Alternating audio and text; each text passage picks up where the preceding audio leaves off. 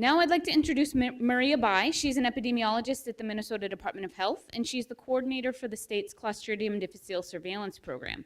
She received her Bachelor's of Science in Biology and Communications from the University of Minnesota and her MPH from Emory University. Before coming to MDH, Maria worked in the zoonotic disease laboratories at the University of Minnesota. She bridged the gap between benchtop science and public health by doing epidemiological work with the Special Bacteriology Reference Laboratory at CDC. Maria then gained insight into the healthcare system by consulting, specializing in urgent care center strategy and operations. Welcome, Maria.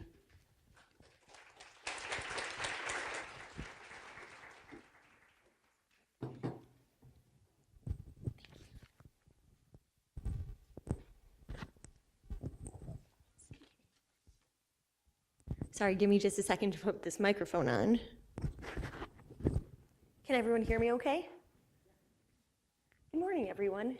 Before I begin, I just want to thank Caitlin so much for sharing her story this morning.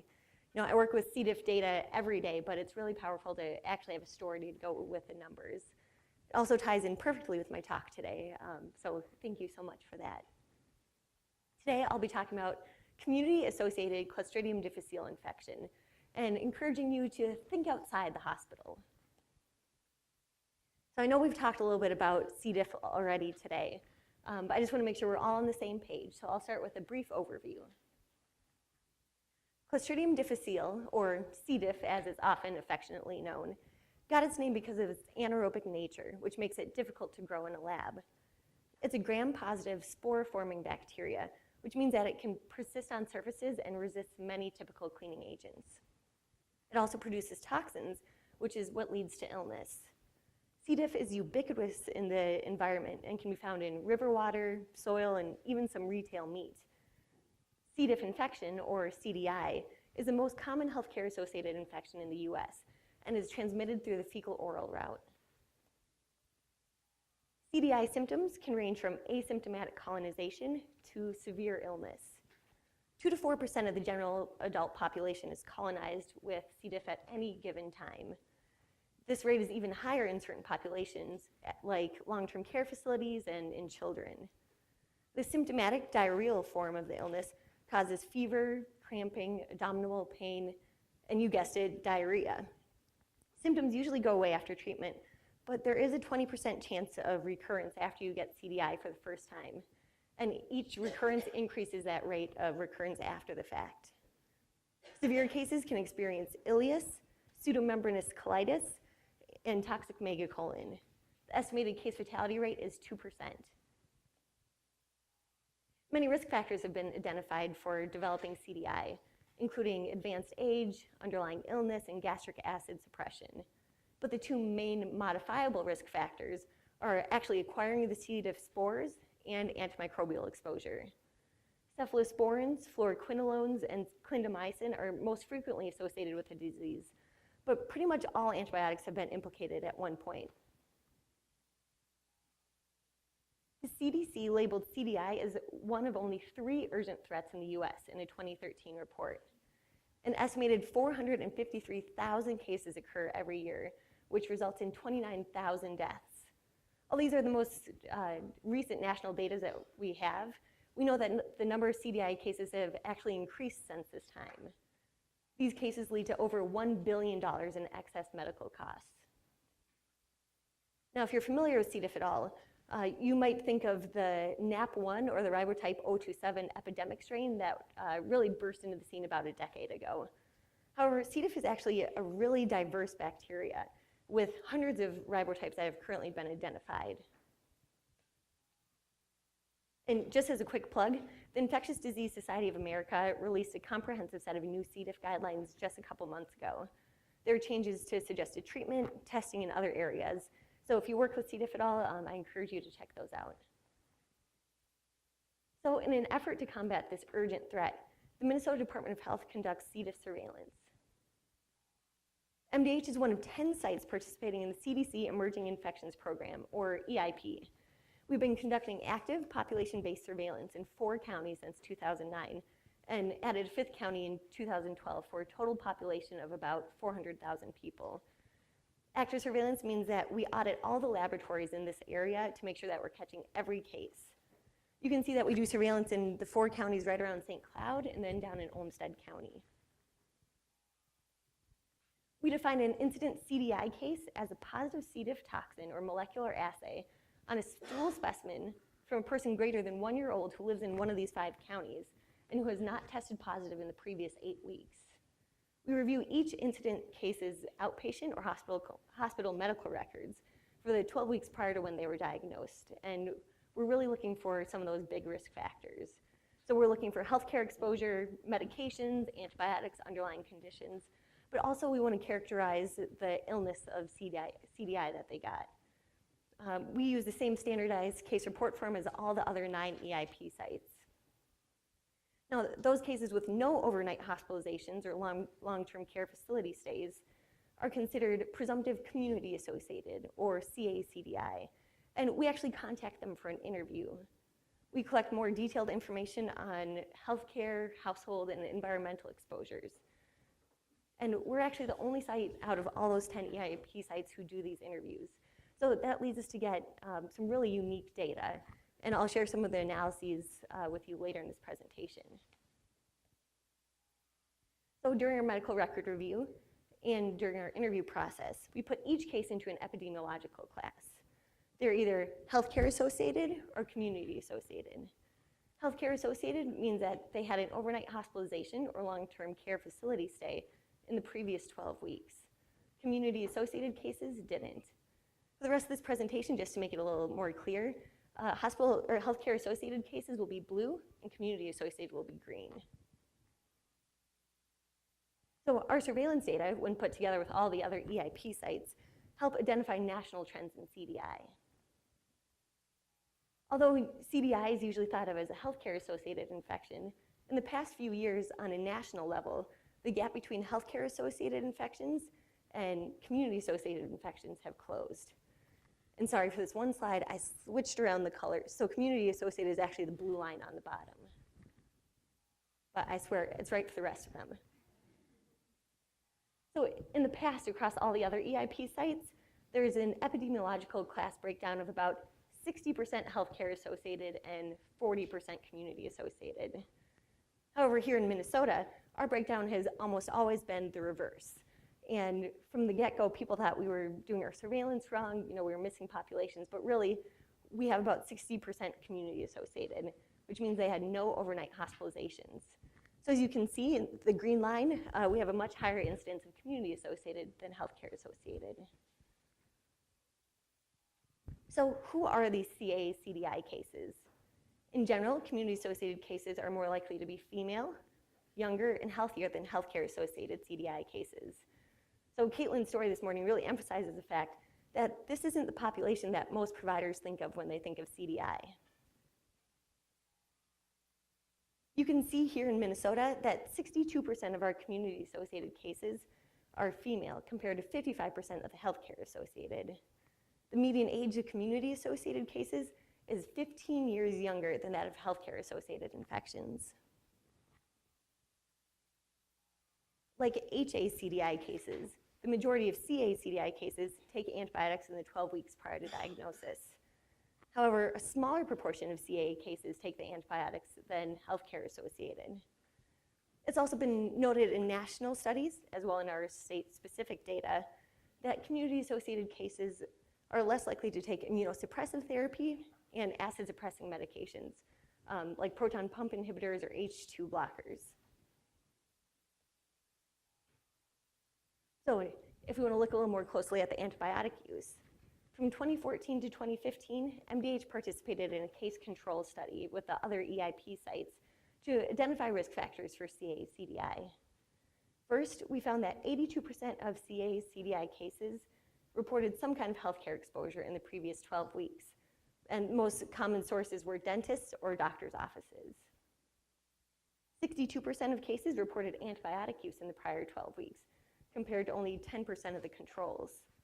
The most common antibiotics received were beta-lactams or beta-lactamase inhibitor combinations with 18%, clindamycin, fluoroquinolones, and cephalosporins. These antibiotics were taken most commonly for ear, sinus, or upper respiratory tract infection with 22%. Skin infections, 19%, dental surgery, 16%, urinary tract infection treatment, 12%, and bronchitis or pneumonia, 9%. So after running a multivariate analysis, cephalosporins, clindamycin, fluoroquinolones, and beta-lactams were found to be independently significant. This means that controlling for other factors, including age and comorbidities, just taking these antibiotics made people more likely to contract Cdi. Other risk factors included white race, cardiac disease, chronic kidney disease, inflammatory bowel disease, and going to an emergency department. But really, out of all those independently significant factors, the only one that people can change is the antibiotic use. This really shows how important antibiotic stewardship in the outpatient setting is to reduce Cdi. A 2015 study showed that reducing antibiotics by 10% can decrease Cdi by 17%. So again, 10% decrease in antibiotics decreases Cdi by 17%. So moving past the case control study, it might be surprising to some people that the ribotypes that Cdi cases take, HA cases have, are similar. People tend to only care about that ribotype 027, the epidemic strain again, but you can see that the prevalence of different ribotypes change year to year, but are pretty much similar between HA and CA cases. Community-associated CDI cases are typically less severe and have better outcomes than healthcare-associated cases, thanks in part to them being younger and healthier than their healthcare-associated counterparts. Despite this, as we heard this morning, CA-CDI cases can still be severe. According to national data, 26% of CA-CDI cases are hospitalized, 5% are admitted to the ICU, 3% develop toxic megacolon, and 2% die. 20% fail their treatment, and 28% develop recurrent cases of CDI. Because antimicrobial stewardship is such an important component of preventing CDI, we started looking back at the antibiotic information that we collect during interviews of CA-CDI cases. We tend to think of CDI cases as sentinel events that mark antibiotic use. So let's focus in on one specific area where practicing stewardship in an outpatient setting can help decrease community-associated cases, and that's antibiotics used in dental procedures. We presented this data at ID Week last year. So when we interview CA-CDI cases, we ask them detailed information about antibiotics that they've taken in the previous 12 weeks. Upper respiratory infections are consistently the most common indications, followed surprisingly by dental procedures, shown here in the solid red line. Because of the antimicrobial stewardship practices that really focus on upper respiratory infections, the gap between upper respiratory infections and dental infections have closed in the past couple of years. While many antibiotic stewardship programs target clinicians, nurses, and pharmacists, until relatively recently, dentists have not been considered a key stakeholder. However, dentists prescribe approximately 10% of the antibiotics in outpatient settings, which amounted to over 24 million prescriptions in 2013.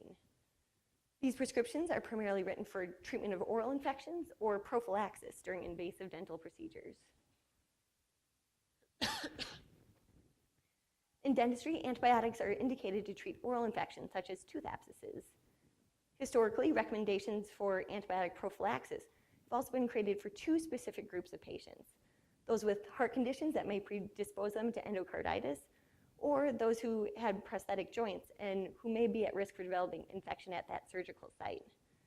Antibiotics are currently only recommended for a few very select heart conditions and are not recommended for prosthetic joints. In a 2015 survey of Minnesota dentists reported prescribing antibiotics for clinical reasons such as prophylaxis for patients with high-risk conditions, localized swelling and gum pain, as well as non-clinical reasons such as precautionary or legal concerns. Less than half of surveyed dentists reported a concern for adverse drug effects, antibiotic resistance, or C. diff as factors that helped impact their prescribing. In that same survey, dentists defined high-risk conditions that warranted prophylaxis that did not follow current guidelines, including patients with any kind of congenital heart disease, not just those mentioned in the guidelines. Over half would prescribe antibiotics because a primary care physician recommended it. In this chart, the navy bars represent prescribing that is currently recommended by the American Dental Association, and the green represent that which is not currently recommended. Of the Cdi cases who reported antibiotic use in the 12 weeks before diagnosis, 136 cases, or 15%, were prescribed antibiotics for a dental procedure. 85% were prescribed antibiotics only for dental reasons, based on interview, and 34% reported antibiotics in the interview that were not captured in their medical records. 1/3 of our Cdi cases had no mention of dental antibiotics in their medical chart at all, suggesting that their primary care physicians may not have been aware of these antibiotics. This is concerning since the clinician may not think about C. diff or other complications of antibiotic use. 40% of our Cdi cases who took antibiotics for a dental procedure reported that they were prescribed clindamycin, compared to 30% who had it listed in their medical record. As I mentioned earlier, clindamycin is commonly associated with CDI. 34% reported taking a penicillin, while only 18% had it listed in their medical record. So when we combine the interview and the medical record data, we found that 68 cases, or exactly half of them, reported clindamycin use in either their medical record or their interview. This was significantly more than the 10% of cases who took non-dental antibiotics. Cases who took antibiotics for a dental procedure were significantly less likely to be prescribed cephalosporins and fluoroquinolones. So in July 2015, MDH began collecting dental antibiotic indications and more detailed prescriber information in interviews. 76 cases with dental antibiotic use have been identified to date. The top indications are tooth infections or abscesses with 43%, oral surgery prophylaxis with 35%, and dental cleaning prophylaxis with 13%. 67% of these cases were prescribed antibiotics by dentists. At the same time, we started collecting information about heart conditions and joint replacements during interviews. Among Cdi cases who reported having heart conditions such as coronary heart disease or valve replacement, there were also 4 cases reported having joint replacements. Really, there was only one of these cases that warranted antibiotic prophylaxis under current guidelines. So I just want to clear the air briefly. Contrary to what some of the news articles said that covered this work, we're not blaming dentists for fueling the growth of a deadly superbug or being the sole reason that C. diff is increasing. This is fake news. But our analysis does suggest that antibiotics prescribed by dentists are contributing to CDI. 15% of our Cdi cases who were prescribed antibiotics took them for a dental procedure. A recent Canadian study showed that while overall antibiotic prescribing decreased over 17 years, dental prescribing actually increased by 62%. Dentists in our study most often prescribed antibiotics for tooth abscesses or prophylaxis. Antibiotics are generally not recommended for dental cleanings or oral surgery, except when certain medical conditions are present. Cdi cases who were prescribed antibiotics for dental procedures were older and more likely to receive clindamycin than patients with CDI who took antibiotics for other reasons. While national prescribing data shows that dentists prescribe more penicillins than clindamycin, it's not surprising that we saw a greater proportion of clindamycin use. A recent review indicates that taking any antibiotic can increase a person's chances of getting CDI 7 times, but taking clindamycin can increase it 20 times.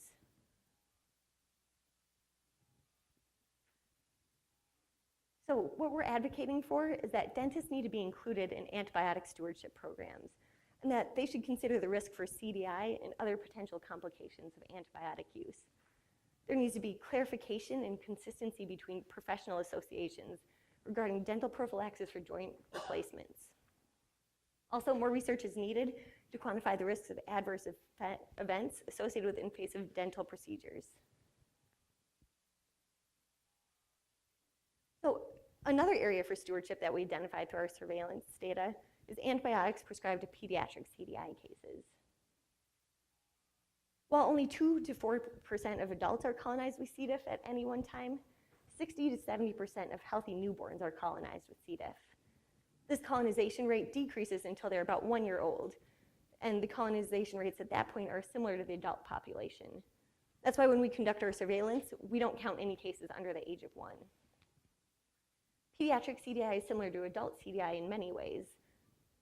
As with adult CDI, pediatric CDI rates are increasing. Pediatric CDI also shares some risk factors with adult CDI, including healthcare exposure, PPI use, and most importantly, antibiotic use. Unlike adult CDI though, 71% of pediatric cases are CA-CDI. So of all of our cases from 2009 to 2016, 8% of them were pediatric cases, which we defined as between 1 and 18 years old. While 80% of our pediatric cases were community associated, only 47% of them were female, which is lower than the adult population. 74% of the pediatric cases did not have any underlying medical conditions.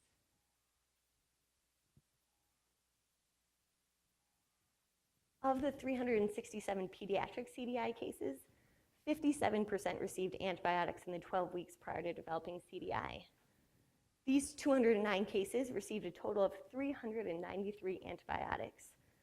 14% of these kiddos received 3 or more antibiotics, with one unfortunate one receiving 8 in that 12-week period. The median time between prescription end date and CDI diagnosis was 13 days. Most of these antibiotics were made in the outpatient setting. The most common indications for the antibiotics differed from adult CDI cases. Antibiotics were prescribed more frequently for otitis media in the blue, upper respiratory infection in the lime green, and gastrointestinal infection in the teal. The antibiotic classes most frequently prescribed were cephalosporins, which made up 42% of the prescriptions, and penicillins, which made up 28%. In 49% of the antibiotic prescriptions, diagnostic samples were collected to attempt to identify a suspected etiologic agent, with 34% of those receiving a positive result. On this chart, we listed common antibiotic indications on the vertical axis. Black represents antibiotics that were prescribed when no diagnostic test was conducted. Red shows antibiotics that were prescribed when a diagnostic test was conducted, but no pathogen was detected. Blue is when a diagnostic test was run and a pathogen was detected. You can see that there's a wide variation in how diagnostic tests were run and what people did with the results. For antibiotics that were prescribed before a diagnostic test was run, 11% were changed after the result came through. 27% were discontinued. That means 59% of the antibiotics were not changed. So we didn't evaluate whether it was appropriate for them to change the antibiotics or not, because we just couldn't always see that in the medical records. But it's still pretty staggering that 59% were continued. We then looked at national guidelines to see whether an antibiotic should have been prescribed based on clinical signs and diagnostic tests. Some, like urinary tract infections and gastrointestinal illness, were prescribed in appropriate situations most of the time. However, otitis media, acute sinusitis, and pharyngitis often do not meet national prescribing guidelines. So from this data, we concluded that outpatient clinics and emergency departments remain a major source of antibiotic prescriptions among pediatric CDI cases. Additionally, diagnostic stewardship is important to potentially narrow the antibiotic spectrum of the antibiotics and potentially discontinue unnecessary antibiotics. Enhanced prevention efforts focusing on upper respiratory infection, antimicrobial stewardship in pediatric outpatient settings are still needed to reduce pediatric CDI. So to tie all this together, antimicrobial stewardship is important for everyone, all providers in all settings, including dental clinics, emergency departments, and outpatient clinics. Although typically we think of CDI cases as healthcare required, and among people aged 65 years or older, even young, otherwise healthy people can have, with no overnight healthcare exposure, can get CDI. And in Minnesota, that's actually more the norm.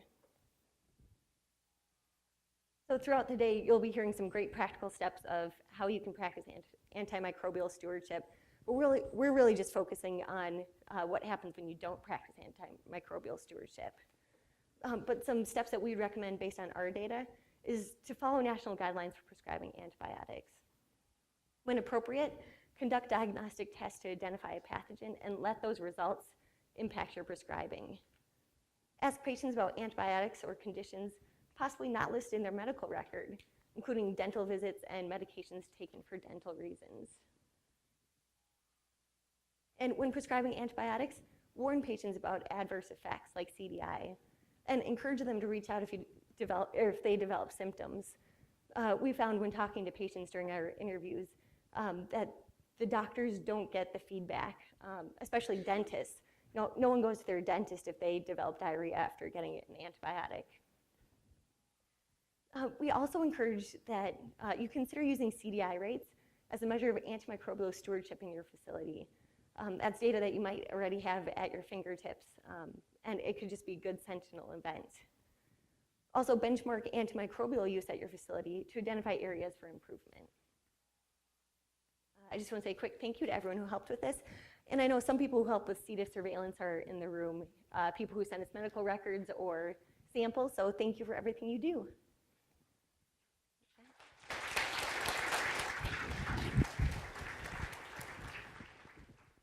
There are a couple questions for Maria. We can take those now.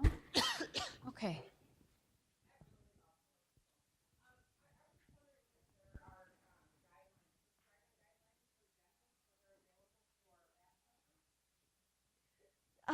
For abscess, I can't remember exactly. I know guidelines is one area that dentists are really wanting more feedback on and wanting more clear guidelines. So I don't know specifically about abscesses, but I believe in our conversations with the American Dental Association that they're really working on putting some clear guidelines together. So I don't know what exists right now, but there's some coming in the pipeline. Does anyone in the room know if there are specific guidelines for abscesses? Okay. Any other questions for Maria? Okay, great.